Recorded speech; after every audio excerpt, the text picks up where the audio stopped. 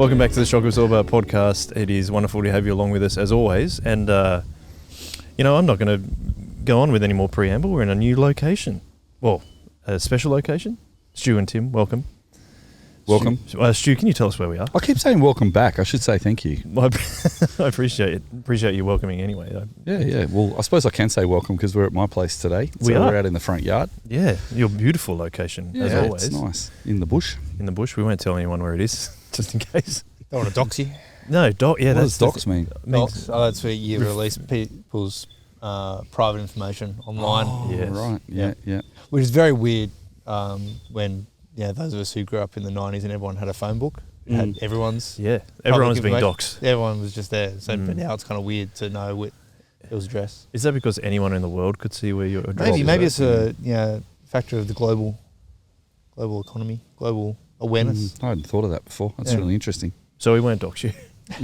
But this is lovely. It's lovely to be here, and the reason that we are here, as we were calling it, this magnificent vista, is because we had a staff planning day today, and for an upcoming church planning day, and we thought we'd give people a little peek behind the curtain of how we're operating as a church again, and what we actually thought. So, Stu, any particular quick reflections after today of what we did? It's really good to get the staff together with our spouses that could make it, and it was lovely to have a bit of a think about where we've gone this year. As we've started last year, we started a new 10-year goal called Double Up, and in our framework we feel like Jesus is growing the church and we're just partnering with him as he grows the church. And so our idea is that methodically over the next 10 years we just keep preparing for that partnership with Jesus and look at our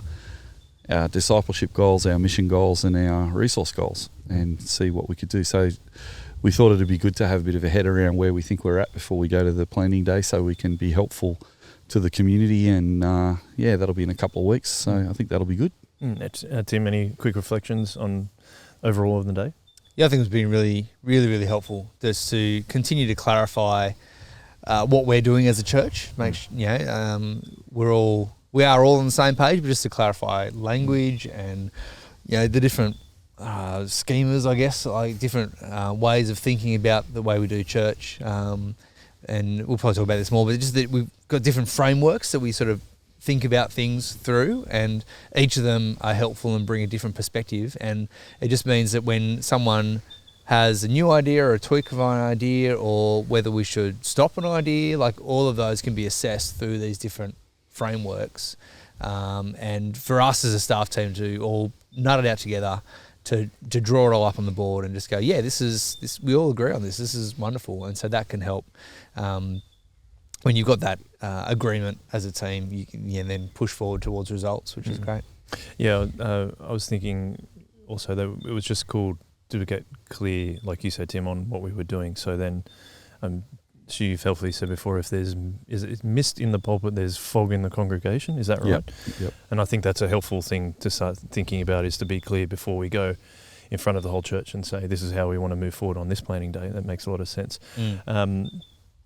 Now, what else was I going to say? Oh, the other thing that I reflected on was that I think it was cool, and I appreciate that you helped us to do this, Stu, as well, was at the start, I'm usually just like, all right, let's get into it. But you're like, no, we're going to stop for a second. We're going to actually pray and ask God to, I prayed, like, give us good ideas, please, God, because I think that was really important to do as well. And I wonder if, it could be just my temperament of just like, let's just do it all on our own. I think it's helpful to realise that it's God's going to work through the church no matter what. And I think that's why it's helpful you said we're just partnering with Jesus as he makes it happen. So I thought that was cool. Before we have maybe talk about a cultural artefact idea that we had, why even have a planning day for the planning day though? Well, it relates to that phrase you use, mist in the pulpit creates fog in the congregation. So if the preacher's a little bit unclear, then the congregation who listen to that are going to be more unclear. So we just felt that as a staff it'd be good for us to have our head around where we think we're at and where we think we've been going as we come in, not to prescribe the day for the planning day, but to prepare ourselves as leaders to be helpful to answer questions and to I suppose to be better listeners as well, because to become more aware of the problems that we're facing and the shortfalls that we have and the things that we need to improve on. Like if we know what some of those things are before we go into the day, then we'll be better at listening to people when they bring those things up. So we'll go, oh yeah, we were kind of hoping someone might have an idea around that. Yeah. So that sort of thing, yeah. Yeah, and was that helpful for you, Tim? Just planning for the planning day? Sorry, I just like saying that. Yeah, no, it is really good. And the reason we have a planning day as a whole church is we want everyone to come in and have voice and have opinion. As Stu said, we're not just prescribing. Like we could just come in and say, hey, as the leaders, we're doing this, and just communicate and just say we're doing this, come along with us. But you also don't want to go in completely with the blank sheet and go, hey, we've got no idea what we're doing, so what should we do? So having this day as a staff team where we think about the direction, the strategies, the frameworks in which we can make decisions, and then we can go to the planning day and say, hey, we are offering the leadership here by providing these frameworks, these foundations, these principles of how we do church together. Now, as a whole church, we have the opportunity to input into that and help put that into practice. So I think it's really good for us to have that clarity, but it is important for us that we do have a planning day where others can have voice and can help shape the church as well. Well, I was going to ask you that question. Maybe Stu, you can tell me this, because I think some of the approaches that you have to involving other people in the church, not just the leadership team, I know a lot of it comes from what you learnt through your political science degree and things like that. Is that why is it a good idea to ask people to be part of a planning day as a whole church? Well, I think it's as you said, I've got an interest in a certain political discipline called grassroots movement theories, where people organise their communities at the grassroots and what they can achieve together at the grassroots of community. So that's one thing. But theologically, I think we're a priesthood of all believers, and I think that bringing all the gathered community together under the Word of God to sit together to try and discern how to move forward under Jesus' leadership is a really good thing to do. So I think that's what I get excited about. Yeah, I think I always say Soul Revival Church is the only church that I've been part of, but I feel like it's an exciting thing, even as, I'm on staff, but I only work one day a week. It's kind of funny, interesting to be part of the planning day, but I'll also be not a full-time staff member as well, so kind of bridging the gap between those two is actually helpful to go, I'm kind of a part-time worker, but I also, and just in the church as well. So I think it's helpful to see other people being part of that to actually have a voice as well. I think, and actually, this is what I've been praying about, or this is what I've been thinking about. Does this fit with how and what we're doing as a church? And ultimately, does it align with what God is what God is doing through us? And then I suppose that leads on to the cultural artefact that I was thinking about. Was I really like in movies, we don't have one particular one, but I really like in movies how there's always that montage of building a team.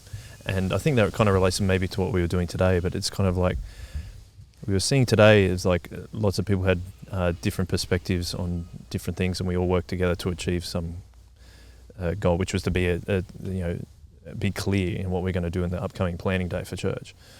So I was thinking of, hang on, I've got to remember it. I think it's the movie's called The Replacements, and it's like an NFL team, and the normal NFL team don't actually be part of it, and so they have to go around finding crazy people that will actually play in the team. Like some crazy Welsh football player becomes the kicker, and he's hard drinking, hard smoking kind of guy, and there's a lot of other things like that. We talked about it before. I can't think of any other movies. Well, I was thinking about like Ocean's 11. Oh yes, and then Ocean's 12. Like they got to, when they do, any of those heist movies, where it's like, we need the explosive expert, we need the Italian tech job guy, we need those kind of movies. Yep. And you said Mighty Ducks. That's the other one I remember. That was yeah. They've got it again. It's its own. I haven't seen The Replacements, but it's kind of that kind of idea. Like you've got a half-baked team, and you need to find others. So they're just going around the community finding kids that can do some, and this guy can, hit really hard, but he's completely inaccurate, and this guy is really, really fast but can't stop. And but it's pulling all these misfits together to actually create a team to go on and win the championships. And we're a group of misfits sitting around a table hoping to achieve something under God for His glory. So Any other? Can you think of any other, Stu? I think all those kind of teams, a lot of war movies do that too. They have the people who are in the Memphis Belle when you introduce to all the bomber crew that's going to be flying over wherever, stuff like that. No, Saving Private Ryan. Yep. Right, What's the that SBS Rogue Heroes. Rogue Heroes. Yeah, we've talked about it a couple of kind of times. thing. Season 2 coming out soon, by the way. Good to know. Very excited for that. Anyway. It's very interesting putting AC/DC along with footage from World War II of people blowing planes up or something. That is a bit odd. I think it's because it's the guy in Peaky Blinders. They did that show, and they did the similar thing of having Peaky Blinders set in the 1920s in Birmingham, in England, but it's got modern music over the top of it, like Nick Cave and things like does that. it? Yeah, right. I haven't watched that series yet. Yeah, I started again because I do like gangster stuff, but I don't know. I don't think it really drew me in as much. I think because the music annoyed me. Oh, right. It didn't annoy me as much in Rogue Heroes, which is odd. Well, I like AC/DC, so. Me too. Cool. Well, let's actually go on to some of the things that we actually came out of the planning day for the church planning day. You mentioned frameworks before, Tim. Any particular one that stood out to you that we can kind of talk about and might be helpful for other people if they're thinking about doing a planning day? Well, we ended up with 4 different frameworks. I don't know how many you want to go through, but the most significant one is to our theology strategy practice. So that's the first framework to work through. And this is really important because as a church, you want to be driven by theology that you believe is coming from the Bible, that's God's prescribed word. We want God to be setting our agenda and our priorities, and that's why you go to theology first. And one of the things that we have articulated a number of times is that our theology is it's evangelical, it's reformed, and so we share the same theology as pretty much every Anglican church in our neck of the woods. Most Presbyterian, a lot of Baptist churches, a lot of congregational churches. Like there's a huge group of sort of evangelical reformed churches that would share the same theologies as us, and then to go at the other end, the practice. Churches all over the place look different to each other, and one of the things that we've talked about a lot on these podcasts is the distinctives of Soul Revival and why it looks a little bit different, why it feels a little bit different when you come along and you know, some of this feels familiar, but some of it feels very different. And the question is, like, how do you end up with churches that believe all the same things theologically, but end up with very different practices? And the key is the middle bit, which is your strategy. So how do you actually implement those theologies into a particular practice? And one of the observations, and Stu mentioned Tim Keller has made this observation, that not many people analyse their strategy. They think, here's the theology, so I believe this about God and therefore we do this. I believe this about the church, therefore I do this.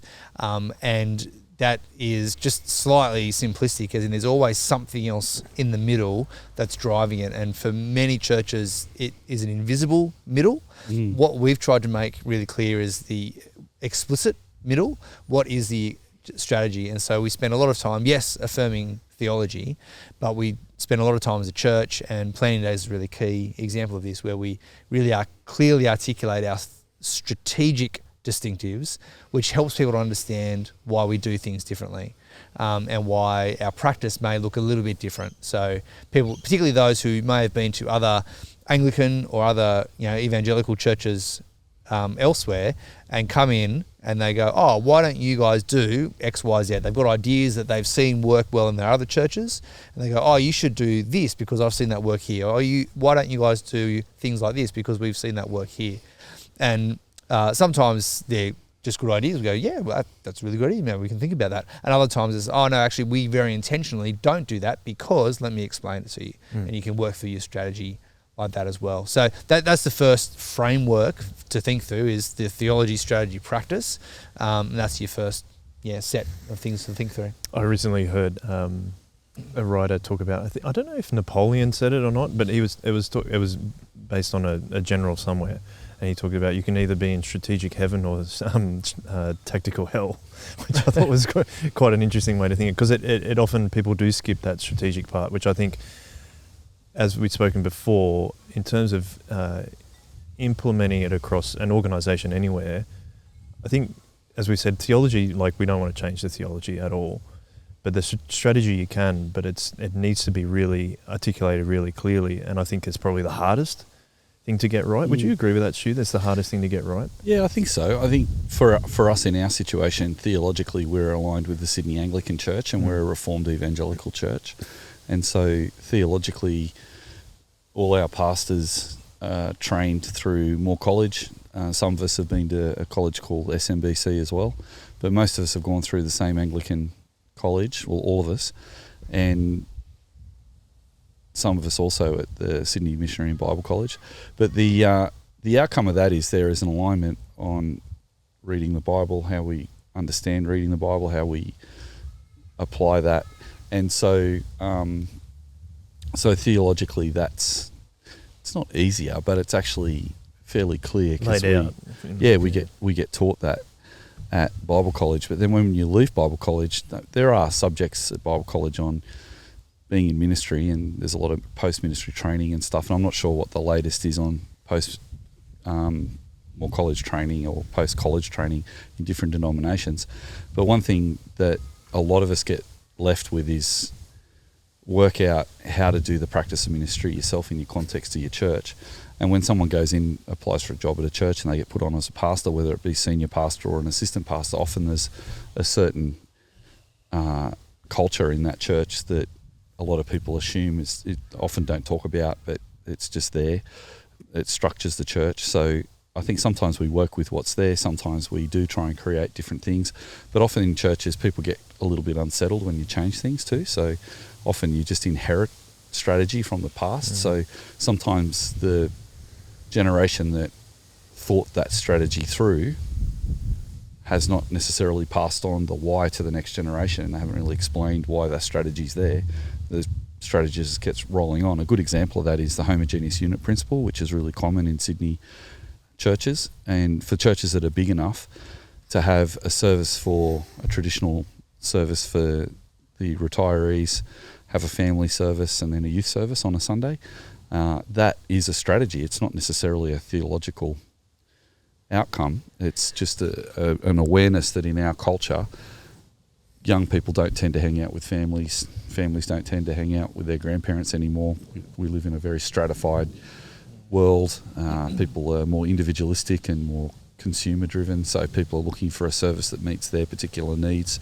And so that model was developed in the 70s to try and accommodate a context to preach the same unchanging gospel into a changing world.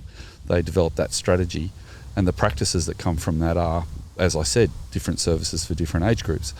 So around us in the Sutherland Shire in the south of Sydney, where there's a lot of churches that have that framework, where people have gone to a church when they're young, they go to the family service, and then when they become a teenager, they might move to the evening service, and then when they get married and have kids, they often move back to the morning service again. That's kind of the role of it. So in my experience, I don't notice people moving from the family service to the traditional service, because baby boomers don't seem to be as stoked on the prayer book services as the builder generation, the generation before them. But for us, when people come to our church and there's no specific age, well, there's no age-specific services, and they can sometimes go, oh, what's with this? You're teaching the same Bible expository teaching that I'd get at another church, but you're doing it in the context of a big family, not in the context of just a certain group of people. So the whole idea, and those people who are excited about homogeneous unit services, looking for a service for them, they might not quite get that. And then as we try and explain it, sometimes people think, is it really necessary to have anything different? Why can't we just be the same as every other church? On the other hand of it, though, people who are into intergenerational ministry might notice that we don't necessarily just bring the kids into church every week. as our expression of intergenerational ministry. Because if you think about it, churches that have one Sunday school for the family service and they bring those kids into that family service, they call that intergenerational, but there tends not to be as many, in bigger churches anyway, it tends not to be many teenagers or many old people in that service. So it's only intergenerational as they sing the songs within the family context of other families. And so to me, that's still homogeneous, actually. In smaller churches where there is a big family present, obviously that is more intergenerational.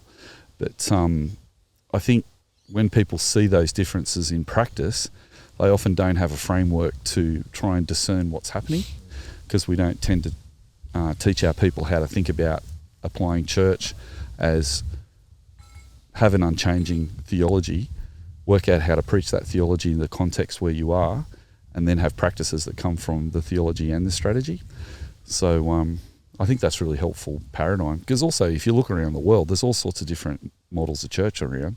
And if you go to Africa to church and you only had a 1 hour church service, that wouldn't make sense, because some people have walked for hours to get to church, and if they're only there for an hour and turn around and go home, they'd be like, oh, that's a bit silly. But here in Sydney, people seem to be pretty busy, and to stay more than an hour at church would kind of not make sense for a lot of people in Sydney. So that's where you get those two different strategies in those two different contexts. Short service in Sydney, long service in Africa. So the practice looks different in the two countries, even if they have the same theological convictions. Yeah, I think I'm probably just going to reiterate it again, but I just think, that the strategy is often the missing piece, isn't it, to actually understand what's going on. And I suppose that's what I'm saying and what we're saying is that, you really work hard on or try your best to work hard on the strategy, because I think it's really important for church. So underneath practice, which was the kind of the third part of that framework that you mentioned, Tim, we split up our 2030 goals that we worked out last year into 3 categories, which was discipleship, mission, and resources. And the resources are to support those 2 other categories of discipleship and mission. But I might not go through all of them, but there was one that was kind of interesting that we were talking about, is under the mission category. We have like kind of 3 sub-goals under each one. And under mission, it's personal evangelism, partnership evangelism. And the one I thought that interested me that we talked about a lot was, it was originally called growth in membership, but we decided to change the name.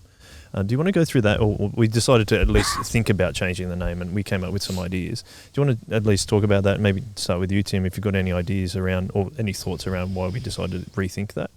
Yeah, so, I mean, it originally framed, as you said, growth in membership.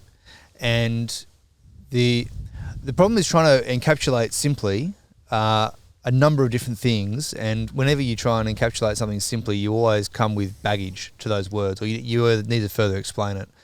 One of the things, because it's under our mission strategy, we really want to be able to articulate and measure and have indicators for those who are becoming Christians, like moving from darkness to light, outside of the kingdom into the kingdom, because of the ministry of soul revival. Like, are we actually doing what Jesus commanded in Matthew 28, to go and make disciples of all nations, teaching them all to obey all that I have commanded you. So teaching them the ongoingness of discipleship is what we've captured in that first one, the discipleship. So growing Christians to be deeper in their knowledge, love and obedience to Christ, that's all we can capture in that first one. We really want to make sure that we're capturing also those who are becoming Christians. So that's why it's in the mission category. Some of the problems with that is how are you actually counting that? If you're counting membership, are they people who have signed? We don't have official membership in the Anglican Church, but it's people who have coming regularly, and you might have people who have moved to our church, and so our church might be growing numerically because there are Christians from other churches who have come to our church, Christians who have moved to where we are in the Sutherland Shire, and are looking for a new church, and so have grown our church. So our church could grow in membership, but without any actual conversions. And we're like, well, that's not quite what we want to measure. And so what's the right word there? And so we also don't want to discount the fact that sometimes people move churches for very valid reasons, and they might be, again, geographic movement is a really significant one. You might have people who, a situation occurs, or they're feeling burnt out, or for some reason their current church is not working for them. They come to our church, they feel refreshed, they feel inspired. It's really exciting. That's lovely, and it's worth celebrating those things as well. But also, you're still not quite counting conversion. So it's trying to work out how is the ministry of Soul Revival contributing to kingdom growth. So at the moment, we kind of flagged in there, maybe it's growth in the kingdom of God. And what we liked about that was, yes, it is going to be conversion growth. It's going to be those who are not yet Christians who become Christians because of the ministry of Soul Revival. It might also be able to measure the way that we're influencing and resourcing churches outside of the Soul Revival network where mission is happening. So we have mission partners in Brewarrina and Papua New Guinea and and other places locally and around the world. So when people become Christians or the gospel grows in Brewarrina, it wasn't Soul Revival per se, but we did have impact there because of the way that we partner with them, we're friends with them, we're helping resource them.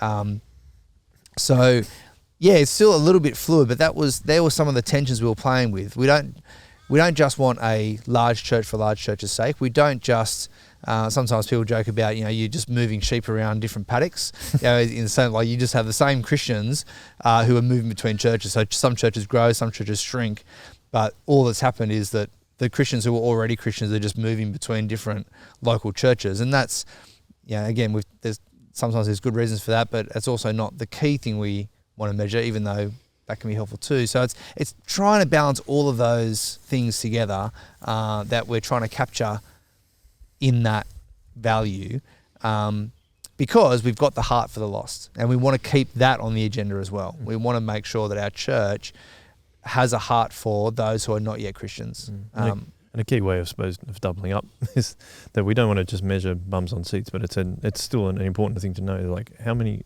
are people becoming Christians? That's right. What we're really trying to ask. Yeah. I remember even like talking about changing it from membership. Christine Jai's wife, Jai's a pastor here at Soul Revival, and she said like, well, I just became a member of the local RSL for 3 years and it only cost me $12. Yeah. Is that, I was going to ask you, Stu, though, is that the similar kind of reaction you thought of when we started looking at the word membership, or was it a little bit less intense? Yeah. Well, I think as Tim said, you become a member of an Anglican church if you're there for a month or two or something, and with a Baptist church, you actually go through a course and actually become a member, and you have to be allowed to become a member. So it's a bit of a different thing. So that was one thing we're thinking about. But the other thing we were thinking about was that we do want to see people. The idea of the mission is to say, are we encouraging our community in their personal mission and evangelism? Are we in partnership evangelism, working together, and are people actually becoming Christians? So that's what we wanted to capture with that. And we thought that it was really nice to talk about the kingdom of God in that, as Tim already said, with some of our partners that we're involved with outside our church as well as inside. Yeah. Yeah. I enjoyed the discussion. We took a while to get to that idea of growing the kingdom of God. But when I can't remember who said it actually, but I think I can't remember. But whoever said it, everyone just went, "Oh yeah, that's a good one." So that was fun. And that's what's good about a staff planning day before having a planning day for the whole church. I don't know if everyone who's listening actually has planning days in their church every year, but I think they're great, because you need to keep reflecting on what you have been talking about and what you're doing next all the time. And I found that reflection this morning really helpful. And we also talked about our discipleship goals this morning too, that we're still about growing people in their personal maturity using the Bible. We also talked about the idea of growing a leadership community, not just having a big roster of people who are on rosters, but having a team of people that are friends with each other and they're actually enjoying being a family, being a body of Christ, working together, not siloed, having some really healthiness there, and then having healthy community as well across the church and within the different aspects of the church as well. So I thought those discipleship goals were really good. And when we got to the resource goals, I thought that was helpful too, because we talked about measuring how many leaders we've got for each of our ministries, measuring our logistics, and then measuring the local capacity of each of our ministry teams. Because sometimes we just take for granted that team's been doing ministry for a long time and it'll keep doing ministry, but sometimes personnel changes within the leadership team mean that it's not actually possible to continue on. So giving permission for there to be a bit of a ministry slide where people can slide out of ministry if they can't do that anymore, but also as a community, has that community that's been working together, whether it be a Bible study or a youth group or a church service itself, has it still got the capacity to do the ministry that it has been doing for a while? Sometimes the answer is no. It needs to restructure so that people don't get burnt out, or sometimes it grows. And what does that growth look like, and how do you plan for that? So I really like that discipleship mission and resource framework, because it helps me to just think through each thing that we do in terms of, is this something that's theological? Is it strategic? Is it discipleship or mission? And, what resources are there for it to happen? So at a planning day, when someone comes up with ideas, no ideas are a bad idea, and when you start brainstorming, and we just, always collect people's ideas. But this year's planning day is going to be a bit different for us, because we're going to be talking more about implementing this double up strategy that we had at our planning day last year, because last year was a 10-year planning day, and we're trying to say, over the next 10 years, where would we like to go as a church? And we're thinking, if God continues to grow us in the same way as he has in the first 10 years, then we will double up as a church. If he doesn't, that's okay, but let's be prepared for that if we need to. So I'm actually a little bit more excited about this planning day than even last year's, because last year was more like, what's just a whole heap of ideas that we need to think through as we move forward to the next 10 years. But now we're like, how do we put those into practice? What are the things that are stopping us? What are the things that are helping us? Yeah, it's really exciting. And that's what we like using the first framework that we're talking about of the theology, strategy, practice, is we're using it to qualify those ideas, and then and this year is then how do we implement them, like you said. And I think, I'm pretty excited about it too, and see how it goes. There was a couple of other frameworks though that we talked about. Tim, you did such a great job of articulating theology, strategy, practice. I really enjoyed that, so thank you for that. Do you want to? The other two we had was service teams and gatherings. Do you want to pick one of those and kind of think about like what we were talking about with those? Yeah, so this is the way that we then structure the implementation of our ministries. And so we have 10 service teams, which ideally work across all of our gatherings. And then we have our gathering teams, which should have a representative from every service team. So you should be able to draw like a matrix and have a coordinator in each box is kind of the ideal. We're not there yet. We've got holes in our ministry framework, but that is the ideal, that you've got these 10 service areas across each of our gatherings. So we have 6 gatherings across our church. So we've got Friday night at Kirrawee. We've got Saturday night at Kirrawee. We've got Saturday night at Ryde. We've got Sunday morning at Yarrawarra, Sunday morning at Kirrawee, and Sunday night at Cronulla.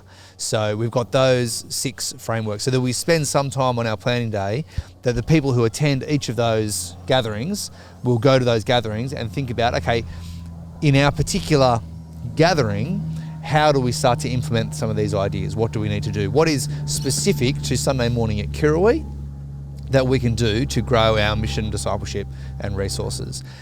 What is distinctive to Ryde, where we can do those? So, and the people who are attending those gatherings, invested in those gatherings, can help shape those things. And then we'll break up into we'll also spend time on our 10 service teams. I'll just backtrack. So what it should mean is that when we gather as gatherings, when we come together as gatherings around a piece of paper, we should have representatives from each of those 10. So someone can speak about art, someone can speak about welcoming, someone can speak about world, someone can speak about kids, youth, etc. And we can have a holistic interpretation of that gathering. How is it going against those 10 service teams? And then we flip it. Then we break up into the 10 service teams, and this is where I'm going to come a little bit unstuck because my brain doesn't hold that many in one time. There's a few. Yeah, have you got them on? Not all of them. Right, okay. Good way to think about it is in ministry pairs. So yes. So we've got. You want to take them through? Yeah. So I mean, some churches only have 5 areas of ministry, that 5M's model, for example, but our framework is 10 because we are encouraging volunteers to be involved in ministry, and we want to have a really broad cross-section of different ministries that cover all the different giftednesses of people in the church and the things that we need to do. But also those 10 service teams kind of work together as in pairs, so there's kind of best of both worlds in that. But the pairs, as I off the top of my head, so we've got youth and kids, we've got Berea and community groups, we've got hospitality and life support, and we've got arts and communication. I think I've covered all of them. And then welcoming and world. Did I leave that out? Yes, I think you just missed that one. Welcoming and world. There you go. 5 groups of 2. Yeah, so we could talk about each of those teams maybe even on another podcast actually, but the good idea about any church is to say, after you've done your thinking of theology, strategy and practice, say you've got a new idea. What is it theologically aligned? Is it strategically aligned? And is it a discipleship, a mission goal or a resource goal? Then the next thing you can do is who's going to implement that goal. And so the service teams are great because if there's a goal to have more music at the church, then the arts team in our context runs the music ministry, for example. So that when you get to a gathering, if there's a gathering that's missing music, it works the other way as well. So the gathering might be missing music, so they say to the service team, we need some more music. That's how it works. So you guys have done really well of articulating it, and there's a lot of thought and it's gone behind it. I mean, Stu, you've been thinking about this for a very, very long time, and as we have as a staff team. Do you think people at our church planning day will be receptive to these frameworks that we've kind of developed for this particular planning day? I think people really like to know there's a bit of direction, a bit of structure and some vision. I don't think they'll know all the detail of all of these things in it. And even as we're talking about in this podcast, some of our listeners might get the vibe but not really understand the whole thing. Feel free to reach out to us if you are interested in digging into it a bit more, because we are in this podcast just sharing things as they're happening. So this is a bit of an emerging thing, but we're hoping down the track to actually have something put together that can explain how churches that are looking to do a similar thing could take some of these ideas on board. But I think the thing that people will like is that we have a theological foundation, that we have some kind of thought through strategy. We're not just randomly doing ministry, and that our practice comes from those two things. And then I think people like the idea that there is a structure to the ministry teams, and different churches do different ways of structuring, but it's important that they're not siloed ministries. That often what can happen is the different ministries in church can not talk to each other. So a famous one is kids and youth ministry. Hey Tim, me speaking as a youth minister and you as a children's minister, we've worked really hard at kind of bringing our kids and youth ministry together, but we've also seen lots of contexts where that doesn't happen. So having a ministry team that says we're 10 teams but we're one team and we're all coming together is really good. And then the last piece is, often in churches that I've witnessed, is different gatherings within a church can become churches in their own right and not really have much sense of why is it important to be part of the whole, and if they are part of the whole, what does that look like? So some of our events that flow out of those frameworks that we've described are things like Easter, we all come together, and Christmas, we all come together. We go away for a week away together once a year. We have a planning day, we have AGM. But when we do those things, sometimes people hang loose to them in some contexts and they're a bit token. But we're actually trying to say we actually want to see people having relationships across services and gatherings. And one of the easy ways we do it is that all our services are all age, all stage. So it doesn't matter if you can go on Friday or Sunday night, you're going to be welcome, because you're not going to walk into a service and people are going to say, oh, actually, this isn't really for you. You're the wrong age, or you're the wrong demographic for this service. So that's what we mean by all age, all stage. It's not necessarily that all the generations are together doing everything together all the time. It's just that in all our spaces on our gatherings that everyone's welcome, and that's a really important distinctive of what we do, I think. And sometimes there's not a lot more to it than that, actually. Like, it's just, it doesn't matter what stage you're at or age you are, you're welcome at any of our gatherings. So that means if I can't make it on Saturday night, I could rock along on Sunday morning and hopefully have a similar experience.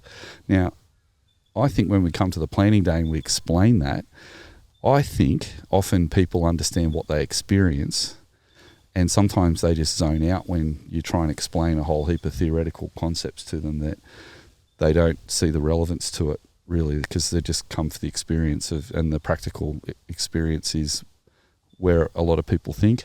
Part of that practical experience is the theology that's taught through the Bible, but the strategy piece is people don't tend to care about that too much unless they really want to get involved and are thinking through solving problems, because what strategy does is it solves problems. Because if you don't have any strategies articulated, when something goes wrong, you don't know why it's going wrong and you don't have any solutions to fixing it up. So I think running a church without strategy is like driving a car that you never service because you're just going to drive it around. All you care about is that the car drives, and you put the petrol in it every day and it drives around, or not every day, but you put the petrol in, and church is a bit like that. The petrol is the teaching. You teach everyone and you drive the church around and everyone's happy. But in terms of, say, the brakes fail, people are like, well, what's the purpose of the brakes and where are they and what do they do? I think the challenge is trying to help Christians to realise it's actually good to have a bit of an idea about the mechanics of your car, to have a bit of an idea of what sort of car it is. Is it electric or is it petrol? Like, that's a similar thing to a strategy. Is it homogeneous unit principle, or is it... So people tune out when you say, oh, this is a all-age, all-stage church, and it doesn't really matter. But it is important, because you don't want to go to the petrol station and fill a petrol car up with diesel, because you've got to have some understanding of what the car is kind of trying to do, I suppose. So I think that's a challenge for leadership, particularly in our context when we're an experimental church and we've been using iterative design to design a lot of our stuff, and some things have worked and some things haven't.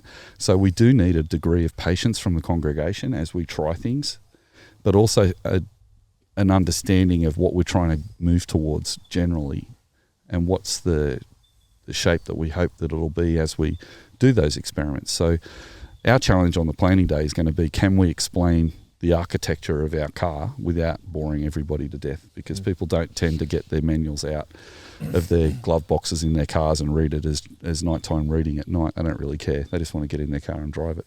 And get to where they need to go. That's an interesting point, is so how are we going to communicate it clearly as well? Tim, you and I, like earlier, just had a discussion early this morning about storytelling and how, like, if you're writing something, storytelling is a really important thing to have if you're writing. You said you're not heaps keen on that, and I find it interesting because Stu was saying, like, the electric or internal combustion engine comparison is a really good one to explain strategy. What do you think? And this is me, we're almost spitballing ideas. Like, what do you think would be helpful in terms of storytelling at the planning day coming up? Do you have any ideas for that? Or you can actually say why you don't think storytelling is that important when you're writing.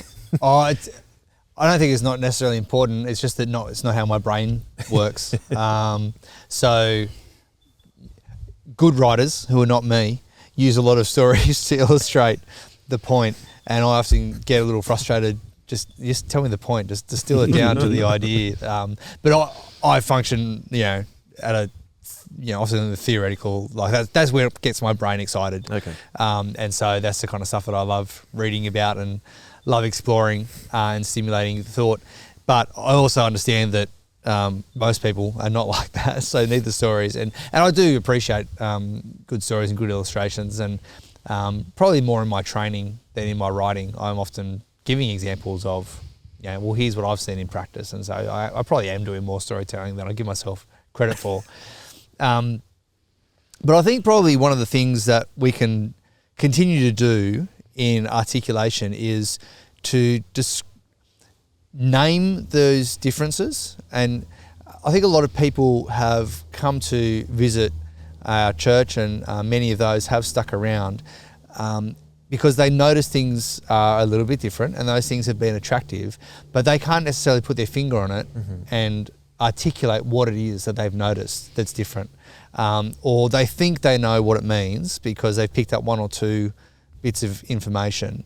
So they picked up intergenerational. They go, oh, that's what you mean. And then they filtered that through how they understand that word to mean. And therefore they might get frustrated when they don't do what we don't do as a church, what they think that word means, for example. Or it might be the community aspect. We put a meal against every service, and that's really significant to us, that we are eating together, that we're spending a long time together. And a lot of people like that, but may not understand the why behind that. And so I think one of the things to help just to communicate is just to name the differences and to show where in our strategy or theology that particular practice might come from. And that might just give people that light bulb moment of, oh, right, I always figured it was a little bit weird that you guys did this, or it was a little bit strange, and I really liked that, but I didn't know why. Helping people to understand, I think that kind of helps. And so the stories, the illustrations can just come from our own practice. You've seen us do this, well, let's explain why that is. And it also helps that when people pitch new ideas, which they did last year, as Stu said, we spent most of last year just garnering a whole lot of different ideas. We're going to do less of that this year. It's not about gathering ideas, it's more about implementing things that we've committed to doing and getting buy-in on that. But when people do pitch a new idea, we can show them in the theology strategy practice or in the service teams or in the gathering teams why that idea is not the best decision for right now, or why it's not the best decision for our church, even if it's a really wonderful idea. And this is one of the things we talked about as well today at the planning for the planning day, and we've talked about the stuff on this podcast before as well, is not every church needs to pull off every good gospel idea. So there's going to be lots of ideas that are theologically aligned. So we could say, yeah, it ticks that first box, but maybe it's not strategically aligned. It fits better for some other strategy, but not for our strategy. Or it might even be strategically aligned and would be great to put into practice, but we just don't currently have the resources for it. For example, at the moment, our church doesn't run any playgroups across any of our locations. Now, a playgroup's a really helpful idea. Yeah, they're theologically aligned. I can see where they would fit strategically. They're a pretty good practice. We could do them, but we don't, and that's largely a resource issue. We don't have the resources to currently do that. If in the future, unlimited resources, unlimited money, we actually were able to put some playgroups on, yeah, maybe we would. Maybe that would fit at a particular time. And so that's going to be some of the things as well. And then there's going to be other ideas. Someone might say, hey, we'd love to partner with the work that Pioneers is doing in Indonesia. We say that is it's a wonderful mission. God bless Pioneers and the work they're doing in Indonesia. But as a local church, we can't take on every possible good idea. And so we can pray for them. We can say, God bless their ministry. We are not going to choose to have the capacity to put into that because, there's 10,000 wonderful gospel projects that are going on around the globe. We only have capacity to do a few of them. And so helping people see that as well, that can help explain to people why we do this and that, and why something that they're particularly excited about may not be something that the church takes on, even if we can be excited for them and their particular partnership in an idea. Yeah, I think that's really helpful in terms of the implementation thing. I think that's why, again, I'm really excited about it. But something that I also picked up, and as we were working through the day, was that, and you tell me if this is what you guys heard as well, Stu, maybe you go first, but my thought was that it's also, as we look at what we've done and where we want to go, it might also empower people within our church who perhaps are not even a service team or may want to step up into serving. It may actually highlight those areas where the need is greatest, and that they can identify where they might be able to step up. Would you agree with that? Yeah, that's a really good point. I think there's a kind of two things about going into ministry. Some people are really gifted for particular things, and that's really good. They should be involved in that. Some people really enjoy certain things, and that's really good. But I think less and less I'm hearing Christians in churches saying, "Where am I needed? Where's the need?" Okay. And I think that would be, and that's actually part of, I think, every church's goal of helping people to grow in their maturity as a Christian, that people might be willing to get involved in a ministry that they might not normally do, but because there's a need, they're going to jump in and do it. And so I think that the wash-up teams in our church, sometimes the wash-up teams and the cleaning teams are some of the most important culture-setting teams in our church, because it's people, I don't often hear people say, I have a spiritual gift for drawing up plates. And I think to myself, well, that's a part of the body of Christ that we need to get that done. So rather than necessarily having a gift for it, maybe we can all just do it. Or maybe some people are super gifted and can twirl them around and do 6 plates a minute or something. I don't know. But, but the vast majority of that is just everyone can get involved. Yeah. So I think the problem with ministry is we can become too specialised in ministries. And the idea of the different ministry teams is to give people an opportunity to maybe have a chance at having a go at different things during their life in the church as well. So they might be involved in the arts team for a while, but then they might actually help out with the kids ministry and get to know the kids. We have a thing called Kids Chill within our kids ministry that actually encourages everyone in the church who are safe adults to be a part of that.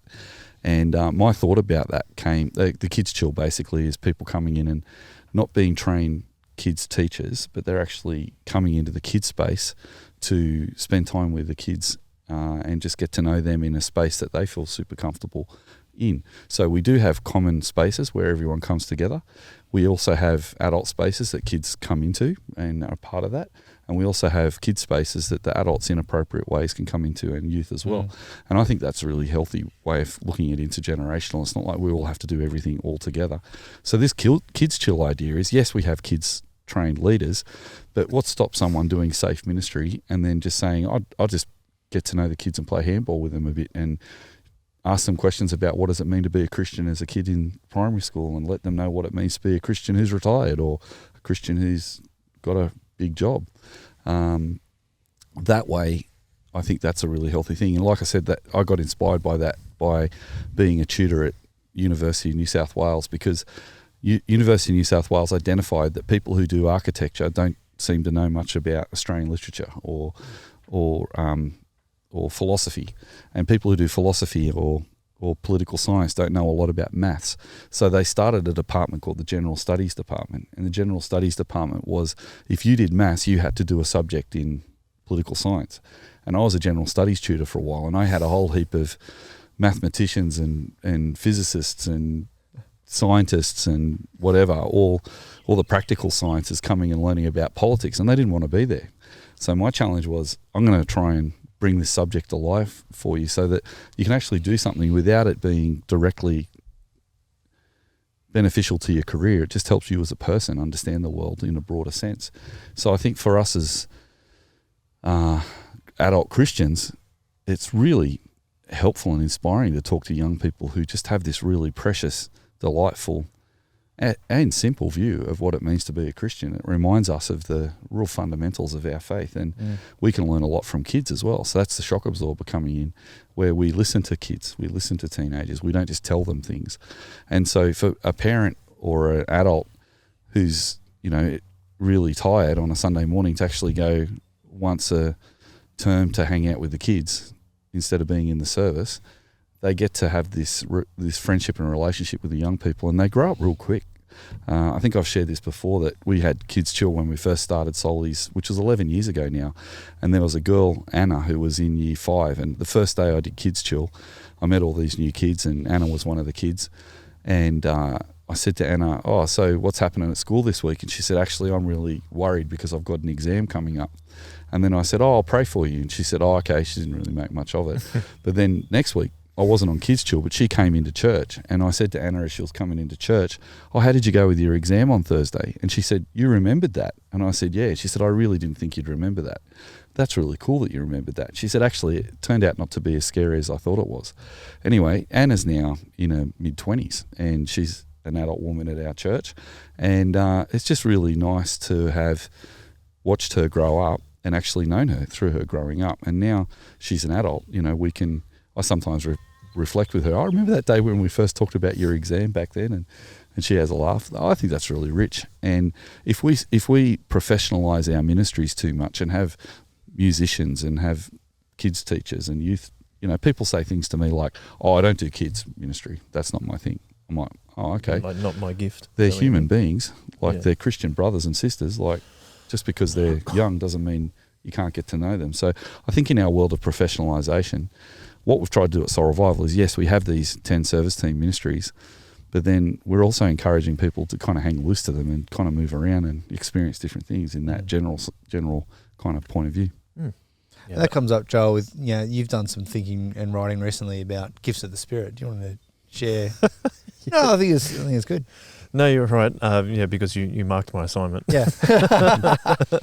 I was. Speaking of that, I had toyed with the idea of trying to bring that question on before it was due to see if you could answer it for me. But I didn't do that. I thought that's probably too much of a conflict of interest. I'm trying to remember what we actually discussed about it, but it was more about, the question for the essay was, someone comes to you and says, I'm not sure what my spiritual gifts are. How can I find out what they are? I think that's right. Mm. And I think where I landed on it, and I don't know if I wrote it that well, but it was like, just find somewhere to serve, and then God will, the Spirit will reveal what you enjoy doing, but also where those opportunities lie and where they are in the church. And we've talked today, for example, of we think life support service team needs a lot of work on it to improve it and to build up the leadership in that again. I think that's an example of it, of why I was asking the question about how can we empower our teams and our people to be able to go, oh, these are actually places that there is a need, there is a requirement, rather than, I find the thing of like, I don't do that or I don't do this is a little bit individualistic, isn't it? It's but we're all called to be a body of Christ, and we all are given certain roles within the body, which I learned very much from reading 1 Corinthians 12 many times when I was writing that essay. And I think, personally, it frustrates me a little bit when people do say that, because I'm like, but we're all just here to serve one another. And I think what 1 Corinthians 12 is saying is we're going to church. If you're coming in saying, I only do this, I think there's an element of you're going to serve, like, I'm going to church to be served rather than going to serve. And I think that's maybe a cultural thing. We've talked about how much individualism and consumerism has affected church a number of times, but I think I do wonder why sometimes we see people doing that, whereas maybe it's the professionalism too. But there is always a need. There's such a low barrier to entry of, like, as you said, we used to say swing on a tea towel and clean some plates and things like that. Yeah. And from your first day you can do that. It is. And someone, for example, that's been coming to church is not a Christian yet, I don't believe, has been coming regularly. She heard a sermon and then said, I better go help on the cleanup team, for example, which is like it's interesting to see a non-Christian do that. That's what I think was interesting about it. And what's nice about that is cleaning up is not a ministry role. It's just being a part of helping with something. Serving, yeah. And so we've got a bit of a bar of entry to people being Christians who serve in ministry. But then, helping, I've seen similar things, mate. Like, I've seen a guy walk down the driveway for the first time with his wife coming to church and noticed that there was a barbecue and a couple of blokes were flipping sausages for the dinner, and he walked straight over to the barbecue, and he ended up spending the whole time cooking on the barbecue with these guys, but he came back again next week because straight away he felt connected to what was going on. That was kind of nice to see. It doesn't always work like that, but I think it's important to have people who know what they're doing with things. Like, Tim, you've got so many gifts with children's ministry. Joel, your communication gifts are fantastic. I think we do have something to offer, but I think of, my mum and dad are a great example to me when we were growing up. And I remember, if there'd be the end of an activity or something, there'd be some people who'd pack chairs and some people would stand around and talk, because it was important to talk and they had things to say. But my dad used to bring me and my brother up to say, Crawshaw's stack chairs, we don't talk. So I got brought up the whole of my life stacking chairs. Is that why you throw chairs now? Yeah, sometimes I've thrown a chair. But that's a random throw in. Just a bit of celebration. Yeah, sorry. You do get excited and celebrate. Sometimes. I have done that once or twice. But stacking chairs is like, that was a great training ground for me in discipleship, and like just learning that, how can I serve and be a part of the church? And I think, the stacking of chairs is not necessarily a spiritual gift and anyone can do it. But I think also of my mum and dad today, like my dad's they're retired now, and dad's the treasurer of the church, and mum's helping to organise the hospitality team, and they're, mum's, I suppose, when you look at it, she's overseeing feeding about 450 people a week, and that's a big job. She's looking after all the cooks and all that sort of stuff. And my dad's doing some treasury stuff, but then on Thursdays every week they go and they clean the toilets and they clean the church, and they're trying to gather a group of people to be cleaners, and they're just very faithful like that. So I feel super blessed by that example and seek to use my gifts for the church, but also consider the fact that there's a whole heap of stuff I can do, even if I'm not heaps good at it or not heaps passionate about it, if it needs to be done. Yeah. So, yeah. Yeah, I think that's good. One final question. I was going to ask Tim, what if we, like, you're the pastor of our kids service team. Yep. What do you think you would be looking to get out of the planning day? Oh, it's a good question. As if, focusing on your particular service team. From kids' perspective? Yeah. Yeah, okay. I mean, I'd love everyone at the church to, be excited about kids ministry. That would be wonderful. To see it as a really valuable part of what we do as a church. And so particularly when we come to our discipleship and mission and our resource, we think about those goals, to be thinking, okay, how does this apply to the kids in our ministry? And to be thinking, okay, we want to grow them as disciples of Jesus. We want a mission to those children in our community who are not yet friends with Jesus. I mean, we need resources to do that. And one of the things about children's ministry is it is very resource heavy, in that you need a high ratio of adults and leaders in order to safely look after and care for kids. And so it's very heavy on personnel resources, and it's just heavy on physical resources as well. Like, you use a lot of craft supplies and activity supplies, and you need soccer balls and like all those different things. So it's quite a resource heavy ministry. And so to have the church just be behind that and backing that, and to see that as a really key part of what we do, I think is really important to me. Obviously, I'm super passionate about it. That's what I do. It's where I see God leading me vocationally to be a children's ministry in long term. And not everyone has to be as excited as I am about it. Not everyone has. God does make the body in different ways, but for people to just capture a little bit of that excitement and share in some of that excitement will be wonderful. It would be good to be able to non-anxiously communicate the holes that we have in that ministry. So to be able to say, actually, we're not doing as well in these particular parts of our children's ministry as we would like to. We have holes in human resources. There are leadership that are weaker than others, and there are leaders who are on more often than they should be, and are getting tired because of that. So we need new influx of people to shift around, and we talk about ministry slide. We need some people to slide into ministry. We need some other people to step up into children's ministry to be able to do that well.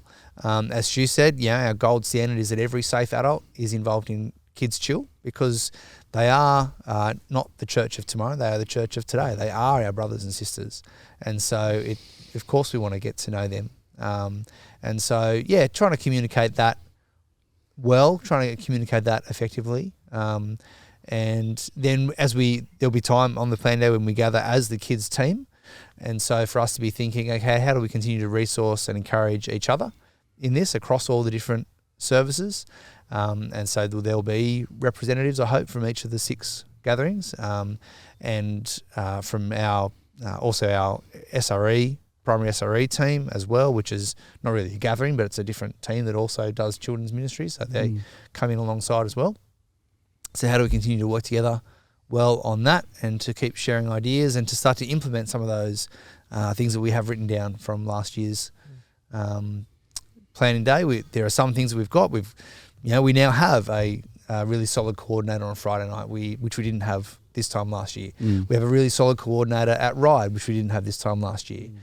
We've reaffirmed the guys that coordinate on Yarrawarra. That's really great. We've got new coordinators on Saturday night, which didn't have this time last year.